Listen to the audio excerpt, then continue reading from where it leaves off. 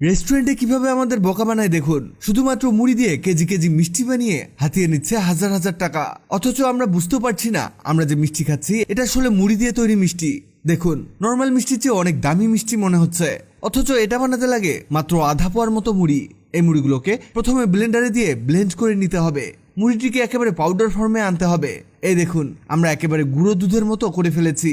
এবার এটাকে একটি বাটিতে রেখে দিব, এটা পরে কাজে লাগাচ্ছি। অন্যদিকে একটি প্যানের মধ্যে নিতে হবে 1 কাপ দুধ, আর এই দুধটিকে ফুটাতে হবে। এটা ফুটতে শুরু করলে আমাদের সেই মুড়িগুলোকে এতে দিতে হবে, আর এই অবস্থাতে নাড়তে থাকতে হবে। ভাবছেন দুধ তো শুকিয়ে গেছে, সমস্যা নেই, আমাদের এটাই প্রয়োজন। এই দেখুন, একেবারে আটার খামিরের মতো হয়ে গেছে, এটা সফট হয়েছে। এবার এটাকে একটি বাটির মধ্যে নামিয়ে নিব। ওকে, নামানো হয়ে গেলে এতে দিতে হবে ডিম। আমরা এখানে 2টো কাঁচা ডিম দিয়ে দিচ্ছি। এটাকে মাখিয়ে নিতে হবে ভালো করে। এখানে পুরোপুরি আটার ডোয়ের মতো করে বানিয়ে নিতে হবে। এই দেখুন, এটা হয়ে গেছে। এবার এর মধ্যে দিব হাফ কাপের মতো পাউডার দুধ, আরও দিতে হবে 2 চামচ ঘি। ওকে, হয়েছে। আবারও মাখিয়ে নিন ভালো করে। অনেক দামি মিষ্টি তৈরি হচ্ছে, কেউ বলতেও পারবে না এটা আসলে কি দিয়ে তৈরি। এই খামিরটা ঠিক এমন হবে। মিষ্টি বানানোর ক্ষেত্রে যেটা অবশ্যই প্রয়োজন তা হলো 2 হাতের মধ্যে তেল মেখে নেয়া। এবার আমাদের মিষ্টির শেপ দিয়ে নিতে হবে।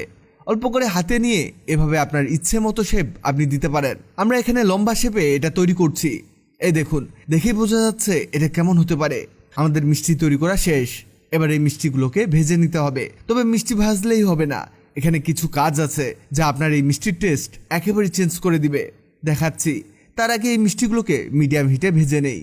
এগুলোকে আস্তে আস্তে এদিক ওদিক উল্টে পাল্টে ভেজে নিতে হবে।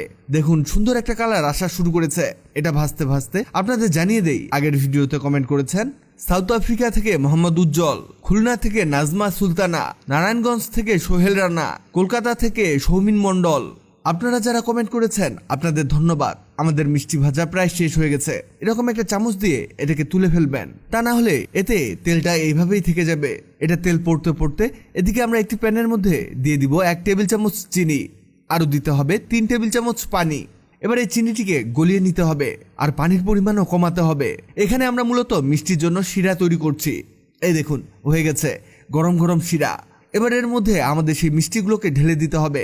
এই অবস্থাতে অ্যাটলিস্ট আধা ঘন্টা এভাবে রেখে দিবেন, মানে এখানে মিষ্টিগুলো যাতে শিরা ভালোভাবে টেনে নেয় সেই সুযোগ দিতে হবে। এগুলো কিন্তু শিরা টানা শুরু করেছে। তৈরি হয়ে গেল আমাদের মুড়ির মিষ্টি। এই দেখুন, একটা কেটে দেখাই। আমাদের কিন্তু এখানে আধা ঘন্টা হয়নি, তবুও দেখুন এটা কেমন সফট হয়েছে। কিছুক্ষণ পরে এটা আরও বেশি ভালো হবে, এটা আরও বেশি সফট হবে এবং বাজারের মিষ্টির চেয়ে অনেক গুণে ভালো হবে। এর টেস্ট অসাধারণ, কেউ বুঝতে পারবে না এটা